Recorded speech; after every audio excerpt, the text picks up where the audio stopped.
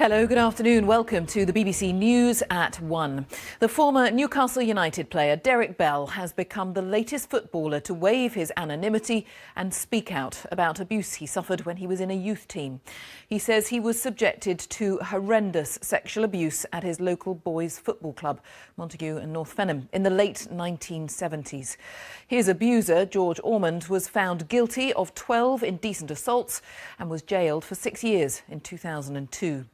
Several football clubs have now become embroiled in the scandal. Chelsea have announced that they've hired a law firm to carry out an investigation concerning one of the club's employees in the 1970s, who is now dead. Our sports news correspondent Richard Conway reports. The pain and torment is now hauntingly familiar. Derek Bell played for Newcastle United, but he still lives with the trauma caused by the sexual abuse he suffered as a child at the hands of his coach, George Ormond. Horrific. It just, you couldn't imagine every sexual act that you can imagine. He did. It was just horrendous. I can't, I lived daily for 42 years. I'm 53 now. For 40 odd years, I've never had a proper night's sleep. I wake up shivering, crying. Horrendous, intrusive thoughts that go through my head. 11 police forces are now investigating claims of historical child sex abuse related to football. The national body, which coordinates the response to past child abuse, Operation Hydrant, says it is currently collating cases relating to the game. The latest club to be dragged into the growing scandal is Chelsea. The Daily Telegraph alleged that in the last 3 years, the club paid a former youth team footballer who claimed he was sexually abused by their former chief scout. The club has declined to comment, but in a statement it said a legal firm was investigating an individual employed by them in the 1970s who is now deceased. Meanwhile, the BBC has learned the FA withdrew all funding from a major review of its child protection policies in 2003, some 3 years early. The FA said it could not comment due to an internal review into how it handled sex abuse claims. All of these build a picture which is not very good for football, which suggests that people did know that there was a problem and they could have and should have done more years ago. British football's dark history is slowly, painfully revealing itself. How the game responds will be both a measure of its governance and its future moral standing. Richard Conway, BBC News.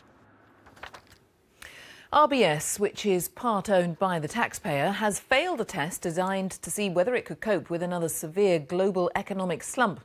The bank failed to meet 2 key targets and was the worst performer among the UK's 7 major lenders. RBS said it has taken steps to enhance its capital strength, but recognises it needs to do more. Andy Verity reports. Like a recurring nightmare, the mess created by RBS's directors in their reckless expansion before the crash keeps coming back to haunt us all. Tonight at 10, it's all change for the British banking system, and the taxpayer foots the massive bill. Today, 8 years on, the bank still wouldn't have enough capital tucked away if it had to withstand a severe economic shock.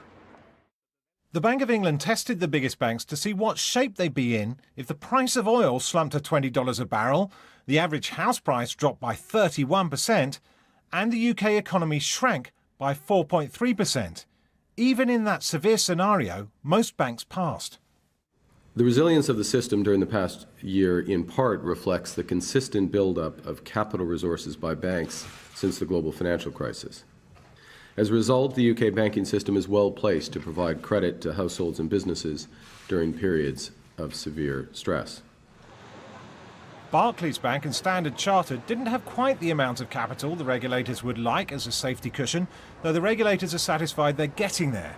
But RBS failed the test and will have to find new ways to raise money.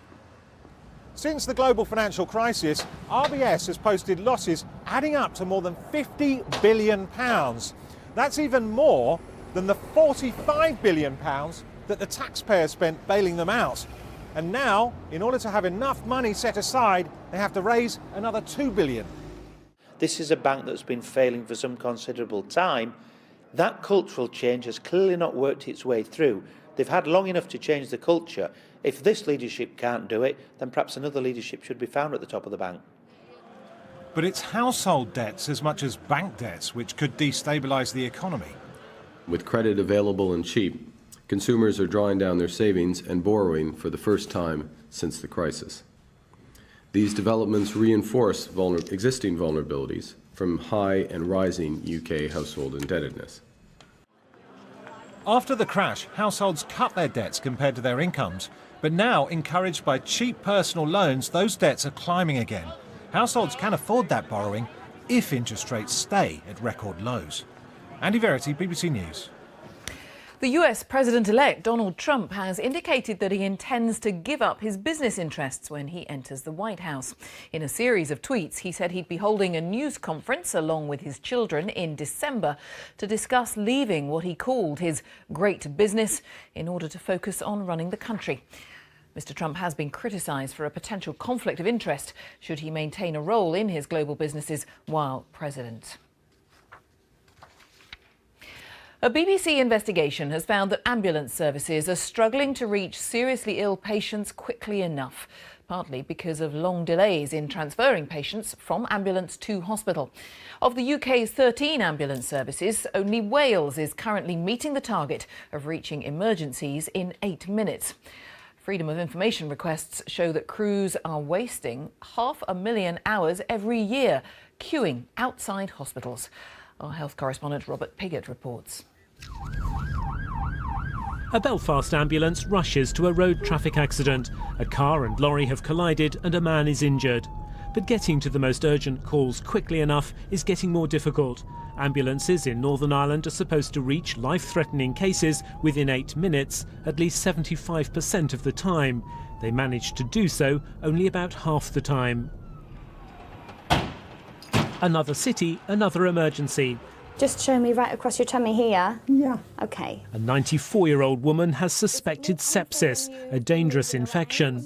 England hasn't met its 8-minute target for 16 months. You all right? On the way to hospital, the woman starts to breathe more heavily, a sign her condition is worsening. But she has to wait in the ambulance for almost an hour before A&E can take her. The hospitals, they don't have the room, they don't have the places to put them. So we're there waiting with patients. We've then got patients waiting for ambulances to arrive, but we can't go to them because we're waiting to sort of hand over our patients. Across England, Wales and Northern Ireland, ambulance services lost over 500,000 hours last year waiting to hand over patients at hospitals. Hours lost in this way have increased by 52% in the last 2 years. In Scotland, the figures are measured differently. The turnaround times at hospitals has increased by 31% in the last 2 years to nearly 90,000 hours. Ambulance service, the patient breathing. Ambulances in the southwest of England had to wait more than 2,700 hours in total outside hospitals last month alone. Call handlers say it hampers their ability to meet response times. We never used to have calls stack in, regardless the category of the call, and now, daily basis, we are stacking calls that we haven't got enough resources to go out to the patients. This is a 111 call. Demand for ambulances has increased hugely. A service that took 1 million calls 50 years ago now deals with 11 million, although the service itself is only 4 times bigger. The main problem is increasing demand in the systems. If we look at where we are this year compared to last year, we're up by 658,000 999 calls. That's a 7.3% increase in demand across the ambulance service. And obviously when demand is rising that quickly, it puts a lot of pressure on the system.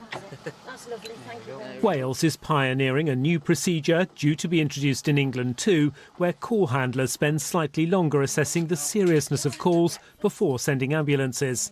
Having that extra time to ask those questions makes us then more smarter in the way that we allocate or dispatch the ambulance or RRV or whatever.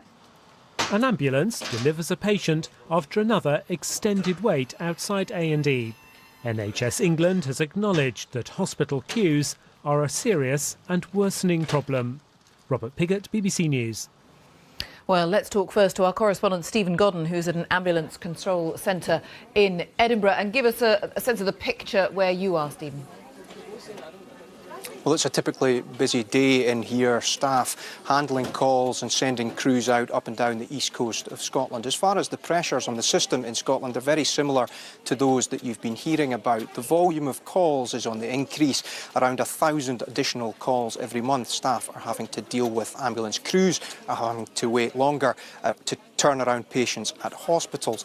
And when it comes to response times, they're getting further away from reaching the targets that they have set for themselves. And that is the backdrop to one of the biggest changes for the Scottish Ambulance Service in more than 40 years, a new clinical response model. So rather than a blanket 8-minute response times for ambulances to reach, they're now prioritising calls, those that will be prioritised and demanding the fastest response, those that are immediately life-threatening, so cardiac arrests or people who've been in car accidents, for example. We are only 1 week into what is a 12-month pilot.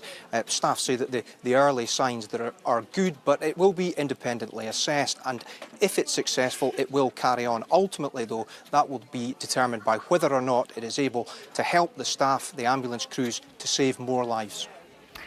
Stephen Godden, thank you. And let's talk as well to our health editor, Hugh Pym, who's joined me. And overall, Hugh, what does all of this tell us, really, about the continuing pressures on the NHS? Well, Jane, it does tell us another aspect, doesn't it, of the stresses and strains right across the system, because ambulances are waiting more than the 15-minute required handover. We heard an increase of more than 50% in 2 years because beds are not free to receive their patients. And that's because actually it's harder for hospitals to discharge patients back into the community, often because of social care problems. So it's a system-wide issue. And one thing that strikes me, having spent a day out with an ambulance service yesterday, is the amount of time that's spent away from hospitals dealing with people in their own community. For ambulance crews, maybe if a GP is not able to get to see an elderly patient or social care hasn't quite worked out, the ambulance crew then has to spend time with that patient and maybe take them to hospital unnecessarily, all of which is time when they could be seeing other patients and getting to other emergencies. And then you have this issue of targets being missed in terms of responsive within 8 minutes. Now, we've heard there in those two reports that in Wales and Scotland they're pushing on with trials to change this, to allow ambulance operators, call handlers to spend a bit more time working out what the urgent cases are. There are also trials in England, which NHS England says are going well. But NHS England does also say that this is a worsening and serious problem in terms of these waits at hospitals. And of course, we've got the winter months still to come. Hugh, thank you. Hugh Pym. And just to tell you, if you'd like to find out more information about this story, you can find that out and assess how your local service is performing as well. All those details are on our website, bbc.co.uk/news. And there is more about this in the news wherever you are on BBC One coming up after this programme. Brazil has begun 3 days of national mourning as investigators try to find out why a plane carrying one of the country's up-and-coming football teams crashed in Colombia. 71 people were killed, 6 survived. The team's supporters and relatives of the victims have been gathering at the club's stadium to pay their respects. Julia Carneiro reports from there. The loyal fans of the Chapecoense once more crowding the stands of their beloved football club. It's become a venue for collective mourning. Last week, these fans were thrilled. The Chapecoense had made it to its first international final. Now, people can't believe their players won't be back again. We've been following the team for ages, since they were in the 3rd, 4th division. And this to happen now that we had a real team. How could God allow this? The Chapecoense is the city's pride and joy, and now the city has come together to pay tribute to the club. They've gathered here in the club's home, the Condá Stadium, in a moving event to remember all those that were lost in this terrible tragedy. Throughout the day, families of the victims received support at the stadium. The football team had been flying to Colombia for the final of the Copa Sudamericana when the plane crashed close to Medellin. Eliandra Valle's husband was the club's head of security. He was so happy in Chapecoense. Unfortunately, now all this happiness has been replaced by mourning. But some only just escaped tragedy. Chapecoense player Alejandro Martinucci was saved by an injury. It kept him out of the final and out of the flight to Colombia. I have 3 kids. It's hard to think, what if I were there in that plane? And why I wasn't there? It's tough. There's too much in my head right now. Maybe in a few days I'll be able to think about it. It's just very sad. It will take a long time for these wounds to heal, but as these banners say, the players here will be remembered as eternal champions. Julia Carneiro, BBC News, Chapecó, Santa Catarina. The time is 17 minutes past 1. Our top story this lunchtime. More allegations emerge of sexual abuse within football. The former Newcastle United player Derek Bell says he suffered abuse at his youth team in the 1970s. Still to come on the programme, Prince Harry is in Barbados to mark the country's 50th anniversary of independence. Coming up in sport at past, the Rocket Ronnie O'Sullivan is back in action at the UK Snooker Championship. He meets the 2003 winner Matthew Stevens in the 4th round in York.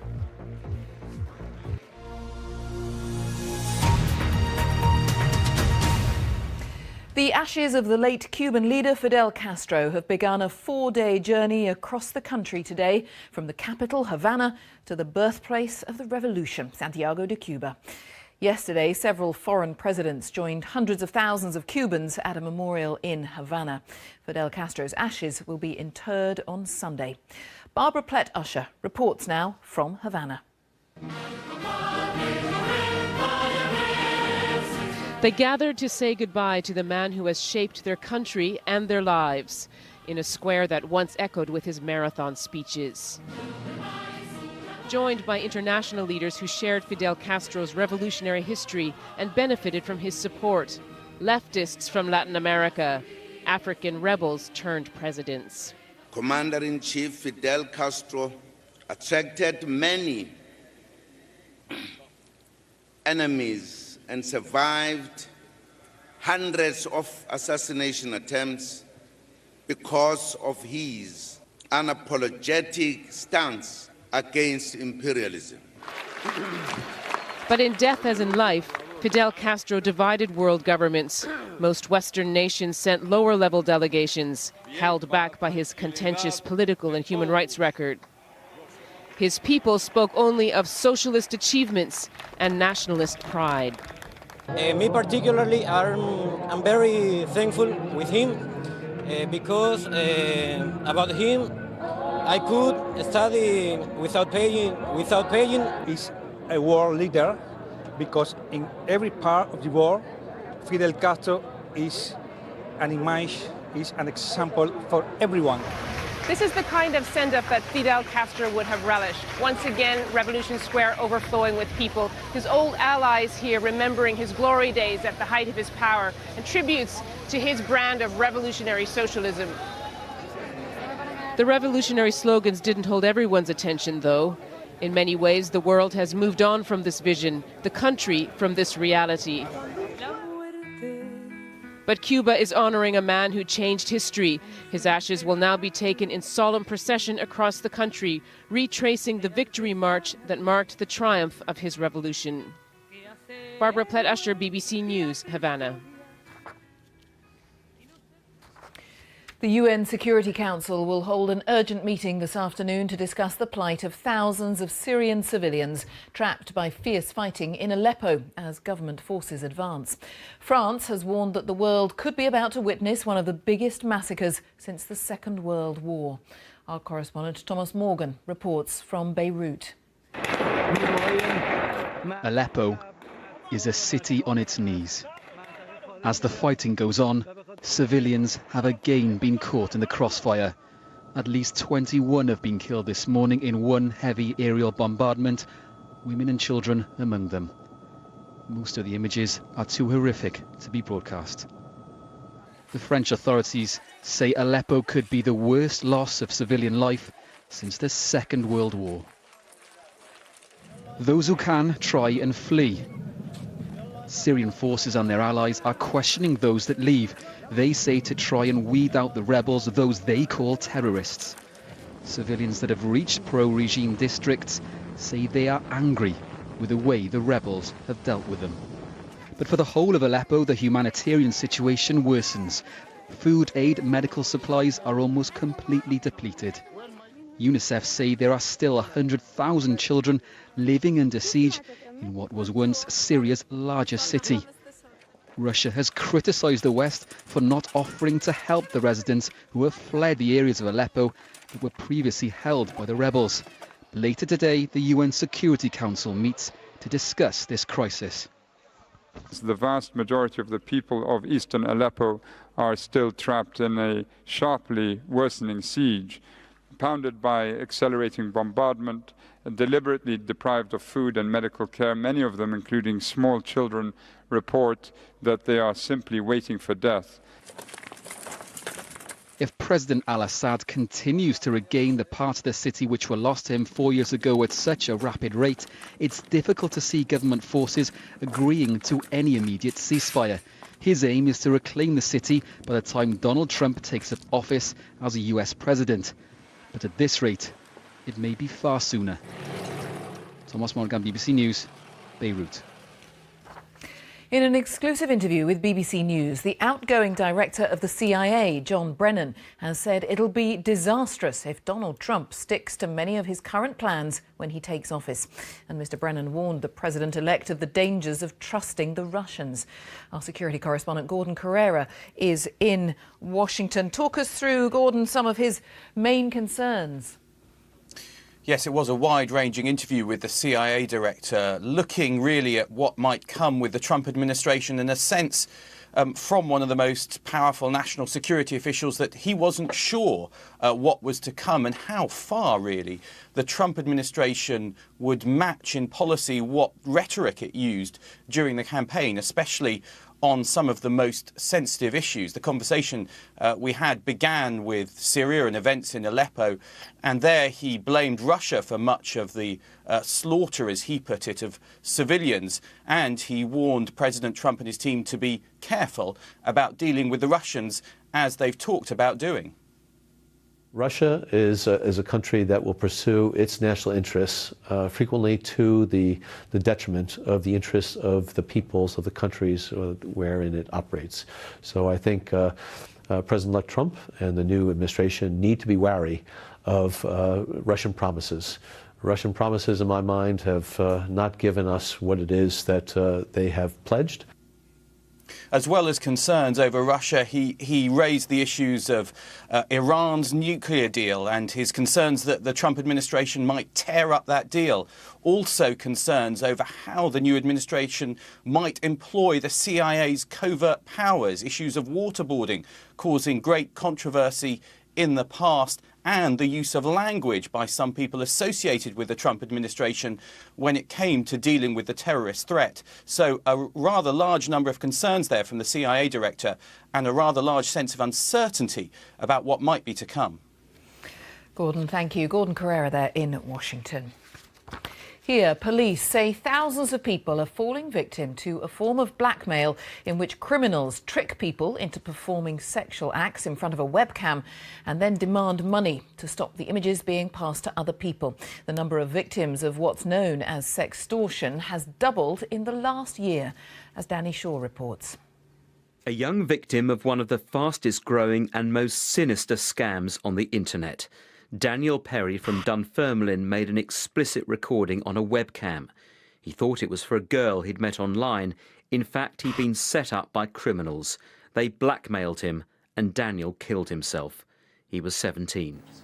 Since Daniel's death in 2013, many more people have fallen victim to sextortion or webcam blackmail. Criminals threaten to share the explicit images with the victim's friends, family and colleagues unless they pay up. In the past year, police say 4 young men have taken their own lives. The organised criminals that sit behind this are very clever in the groups, the way they target particular groups, the psychology they will use to get people to behave in that way. And I think people just don't realise this is the real world until that point where a demand comes in, and then I think their own world then starts to fall apart. The National Crime Agency says sextortion cases have increased dramatically. So far this year, 864 incidents have been reported. Police say the true figure is in the thousands. Most victims are male and under 30, some as young as 11. And the criminals are usually based abroad in the Philippines, Ivory Coast and Morocco, though some operate from the UK. Hey, how are you doing? I'm Jess. You're being recorded. Understand? You're being blackmailed. Now a public awareness campaign has been launched. This video, which features actors, is designed to show how an apparently genuine online encounter can turn into blackmail. Unless you pay. Danny Shaw, BBC News. Prince Harry has been visiting Barbados to mark the country's 50th anniversary of independence. During the trip, the Prince visited a children's home. At one stage, he had a joke tug-of-war with a 3-year-old boy who refused to let go of his toy octopus. He laughed and joked with the youngsters at the Nightingale Children's Village in the capital Bridgetown and told staff he would have loved to stay there all day. Now, a retired pensioner from Paignton in Devon became lonely and bored after his wife died 2 years ago and he missed his active life. So he placed an advert in his local paper. It said, "Senior citizen seeks employment. Still able to clean, do light gardening, DIY, anything. Save me from dying of boredom." Our correspondent John Kay has been to meet him. Work wanted, senior citizen 89. Seeks employment in Paignton area. Fed up with being alone, Joe Bartley wanted to get out and meet people. Widowed 2 years ago, he decided getting a job would be the best way to find company. Save me from dying of boredom. When you walk into a flat, it's like walking into solitary confinement to me, like, you know. So I thought to myself, if I put an ad in the paper, seeking employment, old age pensioner, I'll see how it goes. Joe served in the armed forces and then worked as a sign writer until he retired. So what kind of job is he after now? We checked a local website for vacancies. Lorry driver? I can't drive. Okay. The last time I drove was in the 1940s and was an American Jeep. Okay, let's not do that. Have you ever driven a Jeep? It's lovely. No, let's not do that. Oh, you know, up and down. Well, working as a waiter in a hotel? No, because I mean, I wouldn't fancy that. Too repetitious. Mechanic? No. PE teacher? Too old for that. Exercises. Cleaner? Well, I could do that. In fact, this afternoon there is good news. 2 months before his 90th birthday, a local cafe has asked Joe to come for an interview. And he quite fancies that. I see different people coming in every day and that. Big smiles on their faces, I hope. Getting the bus to work, coming back and all that. And meeting workmates there and having a chat with them, like, you know, what did you do last night, and, you know, and things like that. Yes, I feel a new man, really. Joe hopes his advert and the response to it will encourage other older people to get out and get busy. In the meantime, he's got a job interview to prepare for. John Kay, BBC News, Paignton in Devon.